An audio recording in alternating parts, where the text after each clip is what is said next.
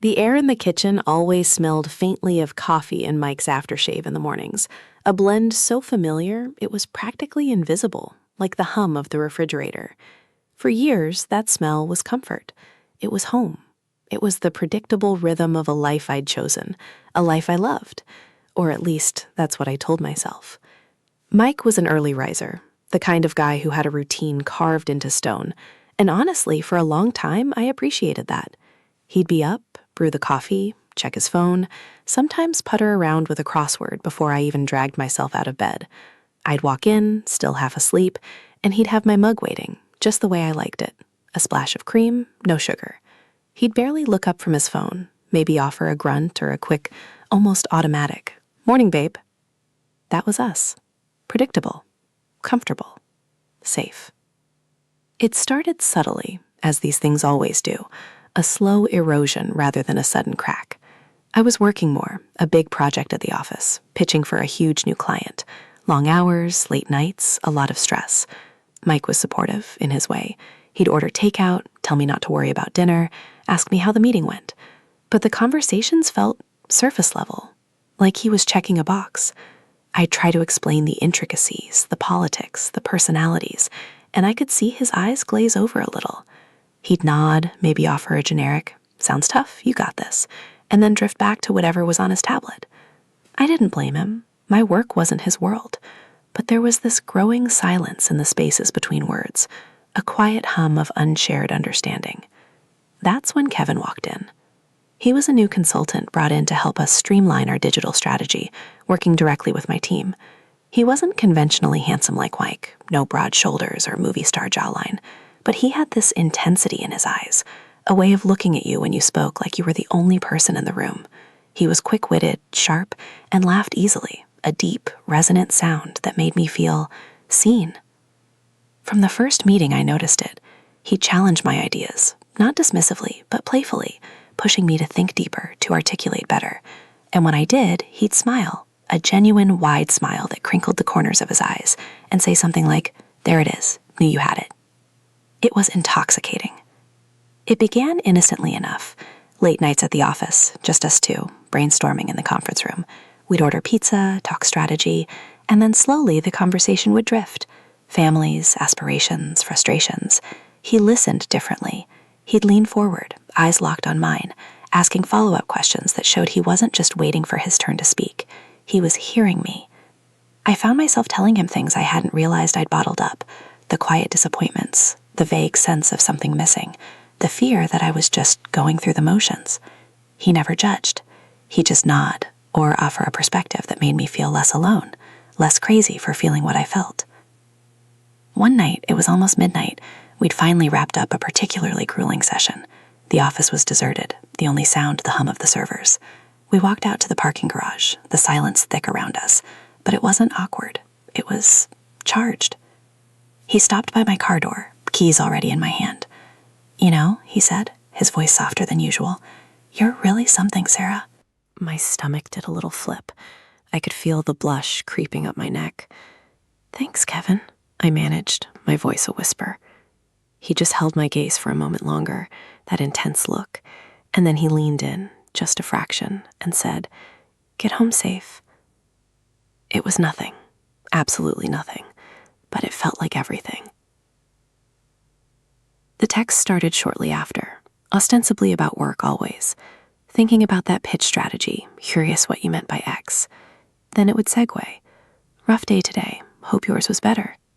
Or a funny meme, something that only we would get, an inside joke from the conference room. I found myself checking my phone constantly, a little thrill shooting through me every time I saw his name pop up. I'd sneak off to the bathroom at home to reply, or wait until Mike was asleep, tapping out messages under the covers, the glow of the screen illuminating my face in the dark. Guilt, a dull throb, would surface sometimes, but it was easily pushed down by the rush, the novelty, the feeling of being wanted in a new, exciting way. One Friday, after another late night, he suggested a drink, just one to decompress, my treat. I hesitated. This felt like a line I shouldn't cross, but the thought of going home to another quiet night, another surface-level conversation, another evening where I felt unseen was suddenly unbearable. Okay, I said, a little too quickly. We went to a quiet bar near the office, dim lighting, good whiskey. One drink turned into two, then three. The conversation flowed effortlessly. Laughter came easily. He talked about his dreams, his past, things that made him vulnerable. I felt myself opening up even more, pouring out fears and desires I hadn't articulated even to myself. His hand brushed mine once, just for a second, when he reached for his glass. A jolt. My heart hammered against my ribs. I remember looking at him across the small table, the soft glow of the bar light catching the subtle stubble on his jaw, and thinking, this is dangerous. But the danger felt good. It felt alive. It felt like I was waking up from a long sleep. I remember the clock behind the bar reading 1:30 a.m. when I finally, reluctantly, said I had to go. He walked me to my car, just like he always did. But this time when we got there, he didn't stop at the door. He turned to face me, his hands finding my shoulders, his thumbs tracing slow circles on my skin. "Sarah," he said, his voice a low rumble, I really like spending time with you." My breath hitched. I could feel the heat radiating off him, the scent of whiskey and his cologne swirling around me. I didn't say anything, just looked up at him, my eyes wide. He leaned in slowly, giving me every opportunity to pull away. I didn't. And then his lips were on mine.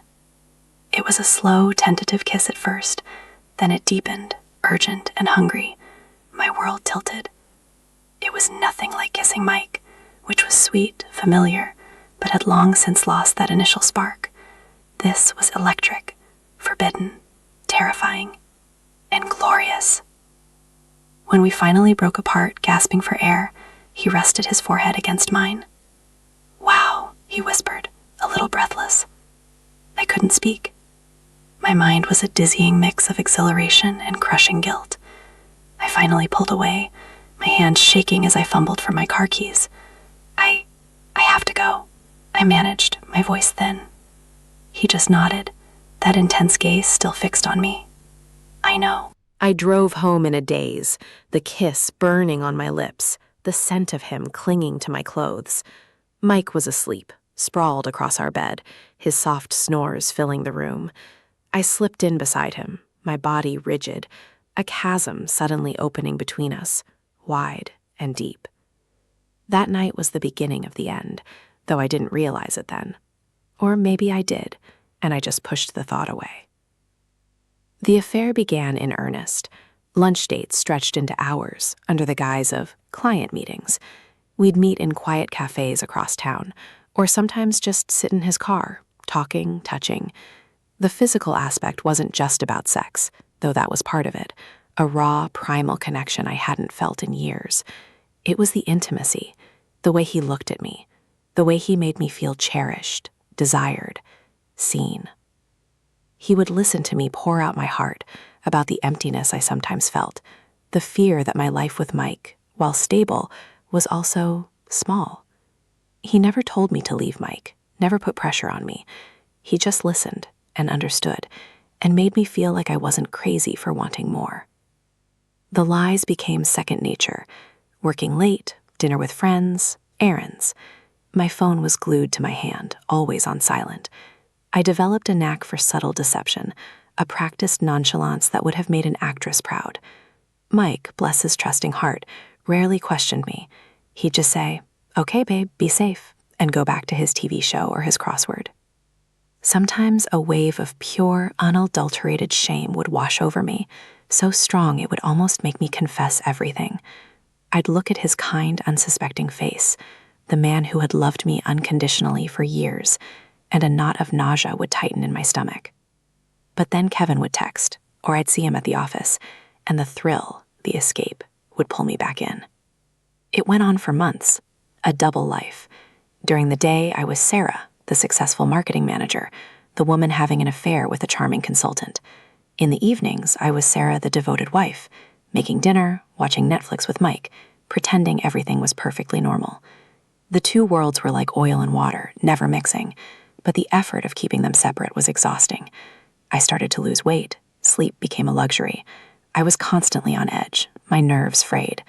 But the moments with Kevin, those fleeting hours of intense connection, felt like oxygen. They justified everything in my twisted logic. He made me feel alive in a way Mike hadn't in years. Mike was comfort, Kevin was fire, and I, apparently, craved the burn. Then came the weekend trip. Kevin suggested it, a small conference a few hours away. It was a legitimate work event, but we both knew it was an excuse. My heart pounded at the thought. A whole weekend, away, with him. I told Mike I was going with a few colleagues, a team-building retreat for the project. He didn't bat an eye. "Have fun, sweetie. Don't work too hard." His words were a knife twisting in my gut. I packed a small bag, trying to look casual, my mind racing. The drive there with Kevin was exhilarating. We talked for hours, his hand resting on my knee, the feeling of freedom intoxicating. We checked into separate rooms for appearances, but I barely spent 5 minutes in mine before I was knocking on his door. That weekend was a blur of stolen moments, passionate embraces, deep conversations, and the almost unbearable lightness of being completely unburdened by my other life. We explored the little town, held hands under the table at dinner, snack kisses in quiet corners. He told me he was falling for me, really falling, and I, caught up in the bubble of our illicit world, whispered back that I was falling for him too. When Sunday came and it was time to drive back, a crushing weight settled on my chest. The bubble was about to burst. We held each other tight in his hotel room before leaving, both dreading the return to reality. The moment I stepped back into our house, the scent of Mike's aftershave, of stale coffee, of our life together, hit me like a physical blow. Mike was there, watching a football game, just as I'd left him. He looked up, smiled, and said, "Hey, stranger, good trip?" The words felt like an accusation. I hugged him, forcing a smile, but my body felt stiff, alien. I showered, trying to wash away the scent of Kevin, the guilt, the shame, but it clung to me, thick and suffocating. The next few weeks were pure agony. The affair continued, but the joy had been replaced by a gnawing anxiety. The weight of the lies was crushing. I looked at Mike, really looked at him, and saw the man who had built a life with me, who trusted me implicitly, who loved me with a steadfastness I didn't deserve. And I saw myself, a stranger, betraying him in the cruelest way possible. I started to pull away from Kevin, subtly at first, then more overtly. My replies to his texts became shorter. I canceled a lunch. He noticed. He started asking if everything was okay, if I was having second thoughts. I'd mumble something about stress, about work. Then came the unraveling. It wasn't a dramatic discovery, no angry husband bursting through a door. It was quieter, more insidious. Mike had been trying to fix a leaky faucet in the bathroom, fiddling with the pipes, when he realized he needed a specific tool from his toolbox in the garage. He remembered I'd used it a few weeks prior for a small DIY project, and had just tossed it into my old gym bag, which usually sat forgotten in the laundry room. He went to get it. My phone was in that gym bag. It was stupid, careless, an oversight I still kick myself for. I'd forgotten to take it out after a clandestine lunch with Kevin, where I'd stashed it to avoid Mike seeing any notifications. Mike, rummaging for the wrench, found my phone. It vibrated in his hand. A text from Kevin. Not explicit, not directly incriminating, but enough. Thinking of you. That weekend away was everything. Can't wait to see you tomorrow. I was in the living room, scrolling through social media, when he walked in. He didn't say a word. He just stood there, holding my phone, his face pale, eyes wide and unseeing, like he'd just seen a ghost. My blood ran cold. My heart slammed against my ribs, a trapped bird desperate to escape. I knew, immediately, the jig was up. "Mike," I managed, my voice barely a whisper. He swallowed hard, his throat bobbing. He didn't look at me. He looked through me. He simply extended the phone, the screen showing Kevin's message, and let it drop into my lap. Then he walked over to the armchair, slowly, like an old man, and sank into it, burying his face in his hands. Silence. Heavy, suffocating silence. It stretched, thick and painful, for what felt like an eternity. I sat there, clutching the phone, tears stinging my eyes, but I couldn't cry. My body was numb, frozen in a moment of pure, horrifying exposure. Finally, his voice, muffled, came from his hands. "Who is he, Sarah?" It wasn't angry, it was just broken, devastated, and that was worse, so much worse. I opened my mouth, but no words came out. My carefully constructed world of lies had just imploded, leaving nothing but dust and ash. "Mike?" He slowly lifted his head, his eyes red-rimmed, full of a pain so profound it almost buckled my knees. All this time? All the late nights? The meetings? He didn't need to ask. He knew. It was all clicking into place for him. Every little detail, every subtle shift in my behavior, suddenly illuminated by the brutal truth. I started to cry then, hot, shameful tears streaming down my face. "I'm so sorry, Mike. I'm so sorry." The words felt inadequate, pathetic. He just stared at me, his gaze full of raw hurt. Sorry? For what? For lying to me? For screwing another man? For throwing away everything we built? His voice was rising now, a tremor of pure rage underneath the devastation. Was I not enough? Was I so terrible that you had to go looking for this? No, you were enough, Mike. You were more than enough. It wasn't you. It was me. I don't even know why. I messed up. I messed up everything. I scrambled for an explanation, for a way to mitigate the damage, but there was nothing. No excuse. No justification that wouldn't sound hollow and selfish. He laughed then, a harsh, humorless sound that chilled me to the bone. You don't know why. That's your excuse. You just messed up. He stood up, pacing now, running a hand through his hair, his movements jerky and agitated. We built a home, Sarah. We built a life. We talked about kids, about our future. You wore my ring. You said you loved me.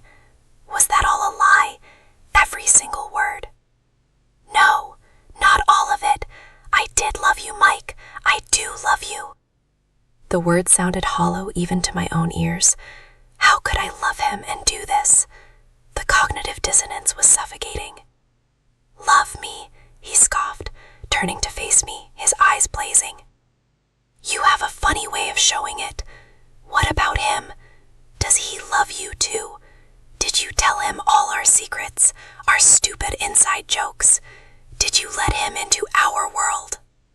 The thought of Kevin knowing about Mike, about us, was suddenly repulsive. My stomach churned.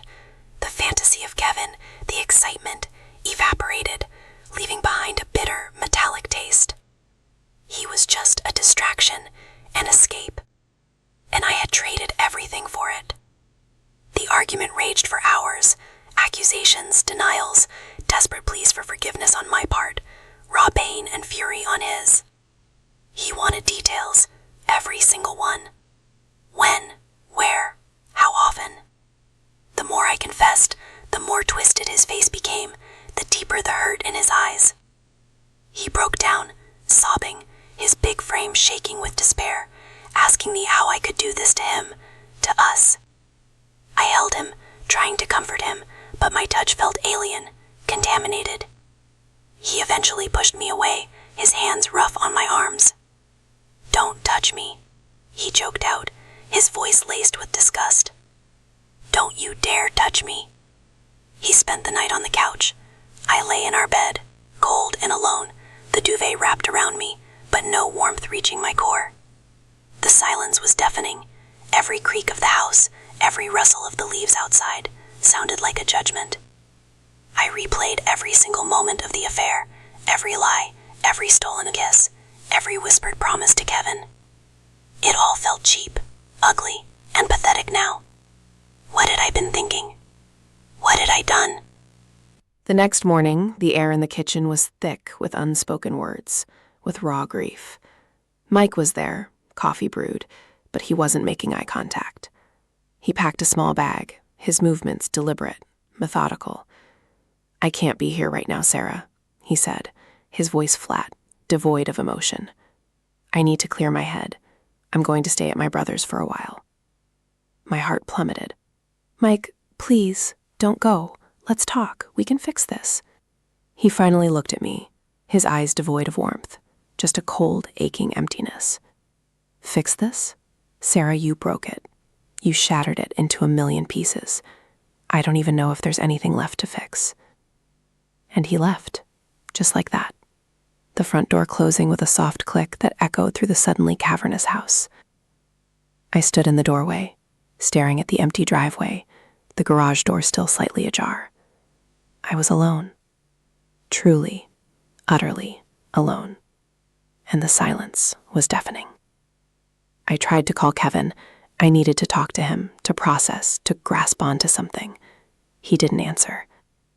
I texted him, a frantic stream of consciousness about Mike knowing, about everything being over. His reply came hours later. Shit, Sarah, I'm so sorry.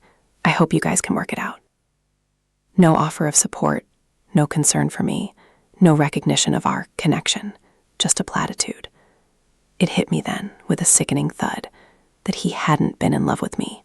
He hadn't been building a future. He'd been playing a game, enjoying the thrill, the attention. I was just a conquest, an ego boost. He was probably already moving on to the next one. The betrayal I felt from him after everything was a second, sharp stab to an already bleeding wound.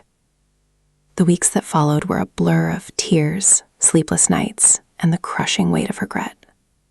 Mike and I communicated only through texts, terse and to the point, about bills, about the house. He refused to see me. His brother, bless him, screened my calls. My friends, when they eventually found out, were shocked, some sympathetic, some quietly judgmental. I saw the pity in their eyes, the awkward silence that followed my confessions. I had become that woman. I tried to reach out to Mike's family, his mom who had always treated me like a daughter. Her voice on the phone was strained, polite but distant.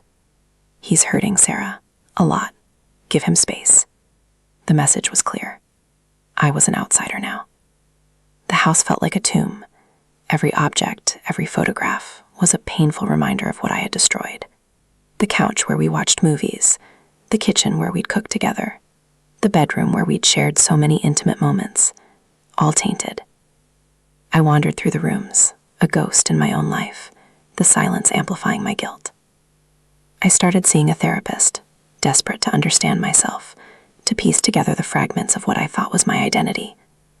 She listened patiently, gently prodding at the deeper issues, the unspoken dissatisfactions, the insecurities that had led me down that dark path.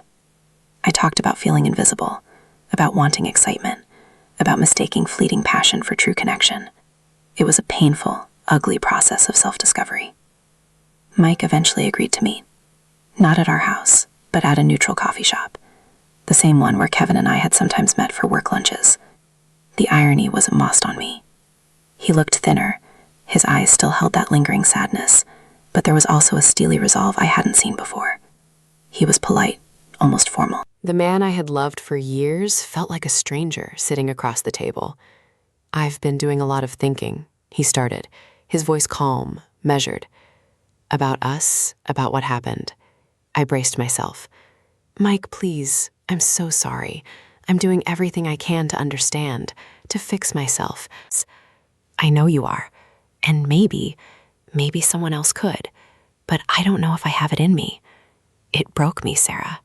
It truly broke me. And every time I try to imagine moving past it, the pain just comes rushing back. It's too raw, too deep. He paused, taking a long sip of his coffee. I still care about you, Sarah. A part of me always will. But the person I married, the woman I thought I knew, she's gone. Or maybe she never existed. I don't know. And I don't know if I can ever trust who you are again. He laid out the terms, calmly, rationally. He wanted to sell the house, split everything fairly. No bitterness, no drama, just a clean break. He wanted to start over, somewhere new, away from the memories, away from me. It was like he was talking about a business transaction, not the disillusion of a decade-long marriage. That clinical detachment was almost worse than his anger. It showed how completely I had shattered his ability to connect with me, to feel anything but a weary resignation.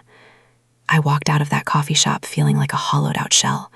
The reality of it all, the finality, descended upon me with crushing force. It wasn't just the end of a marriage. It was the end of a life I had known, a future I had envisioned. I had traded stability, trust, and a deep, enduring love for a fleeting, superficial thrill, and I had lost everything. The divorce was quick, relatively painless on paper, but excruciating in every other way. Selling the house was like selling a part of my soul. Walking through it, packing up boxes, watching strangers scrutinize every corner of what had been our home was a special kind of torment. Every object held a memory, a ghost of a happier time, a constant reminder of my betrayal. I moved into a small apartment downtown, a stark contrast to the spacious suburban house I had shared with Mike. It was lonely, terribly, utterly lonely. Kevin, predictably, disappeared from my life. He stopped returning my calls, eventually blocked my number. He got transferred to another project, then another city. He was a ripple. I was the stone that sank. And I was left with the wreckage. Months turned into a year. The initial shock wore off, replaced by a persistent ache. I learned to live with the loneliness, with the shame, with the constant whisper of regret that followed me everywhere. I went to work. I saw my therapist. I tried to rebuild some semblance of a social life. But every interaction felt strained. Every laugh felt forced. I carried my past like a heavy cloak, weighing me down, keeping me from truly connecting with anyone new. I saw Mike once, months after the divorce was finalized, at a grocery store. He was with another woman. She was pretty, with an easy smile, and she was laughing at something he said. He looked happy, genuinely happy. My breath hitched. He saw me then, across the aisle, and for a fleeting moment our eyes met. His expression was unreadable. Not anger, not sadness, just a quiet acknowledgement. Then he subtly shifted, turning his back to me, pulling the woman closer, putting distance between us. It was a clear message. He had moved on. He had built a new life, and I was no longer a part of it. I stood there, a carton of milk in my hand, watching them walk away, and a wave of something profound washed over me. Not just regret, not just guilt, but a deep, crushing understanding of the magnitude of my actions. I hadn't just broken Mike's heart. I had broken my own. I had betrayed myself, my values, the person I thought I was, and there was no going back. The woman who stood in that grocery store aisle, watching her past walk away, was scarred, irrevocably changed. I had chosen a moment of fleeting passion over a lifetime of genuine love, and I was left with nothing but the devastating echoes of my own choices. The air no longer smelled faintly of coffee and aftershave. It just smelled of emptiness. And sometimes, in the quiet hours of the night, when the city sounds faded and the shadows lengthened, I could still hear the soft click of that front door, closing on everything I had ever known.